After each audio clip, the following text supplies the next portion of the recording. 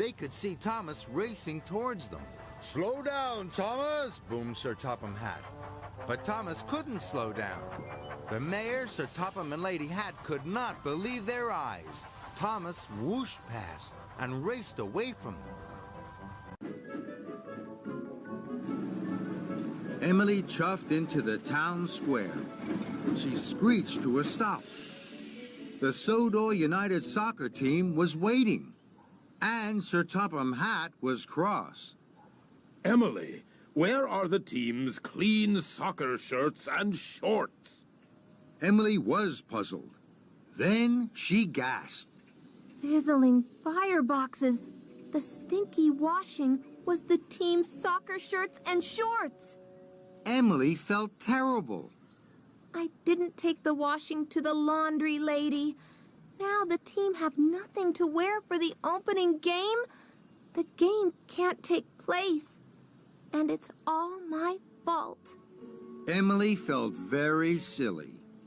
I thought that all the other jobs were more important than mine.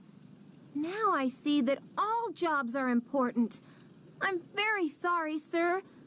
I'm very sorry, team. Emily wished weakly. Please, sir, I'll puff my hardest and make sure the team have clean soccer shirts and shorts in time for the opening game.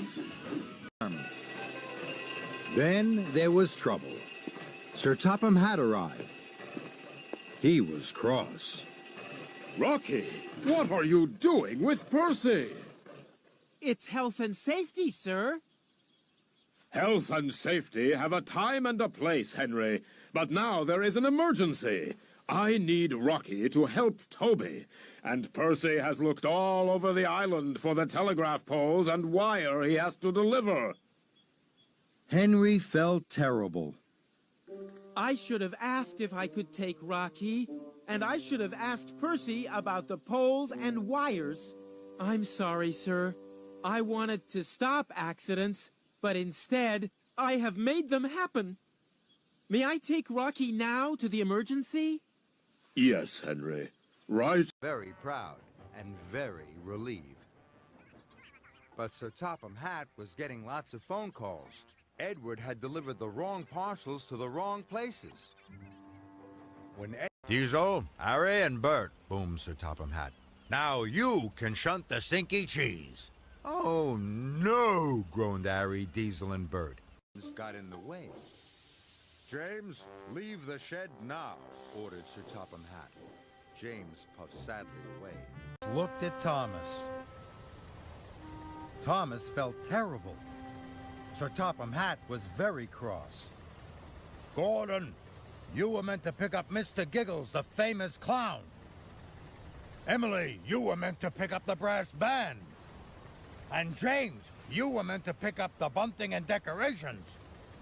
None of you arrived, so Diesel had to do all your jobs. And now he's late to do his own work." Thomas was very upset.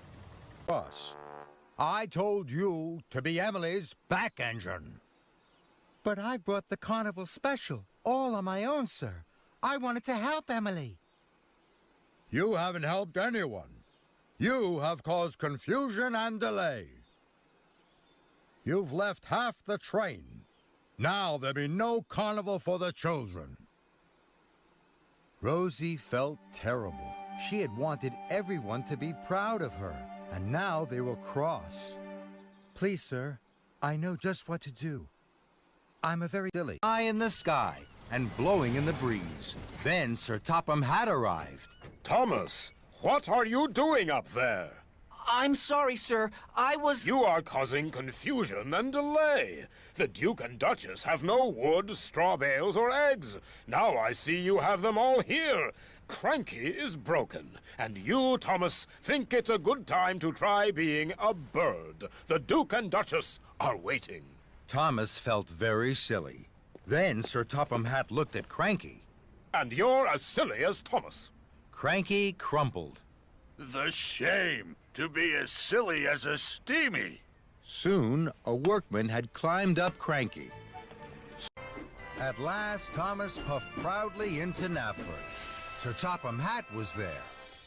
So were the other engines. I'm very excited, Thomas. This is a big day. The Lion of Sodor is here. Thomas was uncoupled from the flatbed, and he pulled away to join the other engines. The workman carefully opened the lion's crate.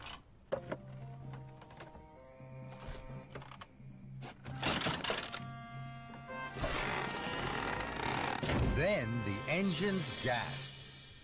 The Lion of Sodor wasn't a real lion at all. It was a statue. And now it was covered in sticky syrup, fresh fish, and straw. Sir Topham Hatt was cross. Thomas, this is a terrible mess.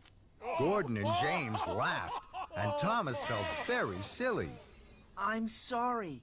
I thought I had a real lion in my crate. I wanted to take extra special care of it.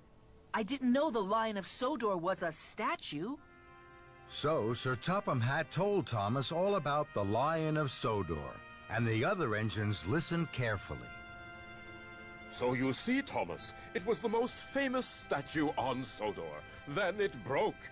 This is the shiny new statue we have been waiting for.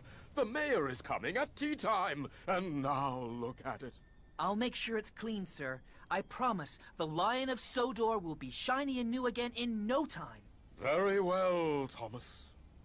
Thomas still felt very silly. Cheer up, Thomas. Smoke billowed from his engine. Bertie looked very unhappy. So did Sir Topham and Lady Hatt. Thomas, where have you been? Just then, Sir Topham Hatt's brother stepped down from Annie. Sir Topham Hatt sighed. Oh, no, Loam. Have you been up to your old tricks again? Absolutely right, Topham. I've been having a wonderful time with Thomas. Sir Topham Hatt didn't think this was funny at all. Loam, you have caused confusion and delay. We must hurry. The bubbles arrived. Sir Topham Hatt was very cross. Thomas, you were going much too fast. The special bubble liquid splished and splashed out of the tank. And now the tank is empty. And it's almost time for my show to start. The children will be very disappointed. Wasn't there. Sir Topham Hatt was there. He was cross. Someone woke Mavis up too early by tooting too loudly on their whistle. Then someone woke up Cranky at the docks and Victor at the steamworks. Now they have all made silly mistakes. Thomas knew he had woken everyone up with his cheerful whistle. He felt terrible. I'm very sorry, sir. It was me. Then, Thomas, as Percy is still not fixed, you must do a better job tomorrow. I will, sir. I promise, sir. Came to a stop. His cheeks were redder than James's shiny coat. Here I am, sir. Sir Topham Hatt looked hard at Thomas. Here you are, Thomas. But where are Annie and Clarabelle? And where is Miss Botty? Thomas felt terrible. He had been having fun when he should have been really useful. I'm sorry, sir. I've lost them. Sir Topham Hatt boomed. Then you had better go and find them.